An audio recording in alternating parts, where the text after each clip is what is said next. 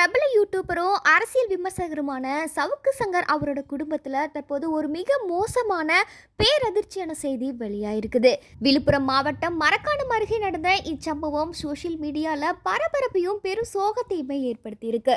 சவுக்கு சங்கரும் அவருடைய மனைவியும் பார்த்தீங்கன்னா 10 வருடங்களுக்கு முன்பே பிரிஞ்சிட்டாங்க. இந்த நிலையில இவங்க 2 பேர்த்துக்கும் டியோ யாலிசை அப்படின்ற மகன் இருக்காங்க. இந்த மகன் இப்போ 8ஆம் வகுப்பு படிச்சுட்டு வராரு. சமீப காலமா இந்த சிறுவன் சரியா படிக்கல அப்படின்றதுனால படிப்பில் கவனம் செலுத்துமாறு அவங்களோட தாயார் அவங்கள கண்டிச்சிருக்காங்க.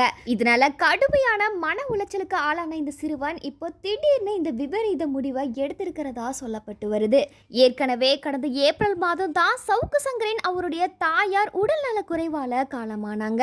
தாயார் இருந்த சமயத்துல அவர் சிறையில் இருந்ததால தாயாரை இழந்து மிகப்பெரிய சோகத்துல இருந்திருந்தாரு. இந்த நிலையில இப்பதான் கொஞ்சம் கொஞ்சமா தாயாரோட பிரிவில் இருந்து அவர் மீண்டு வந்துட்டு இருக்காரு. இந்த நிலையில தன்னோட மகனையும் இப்ப இழந்து நிற்கிறது அவரோட குடும்பத்திற்கு மிகப்பெரிய சோகத்தை ஏற்படுத்தி இருக்கு.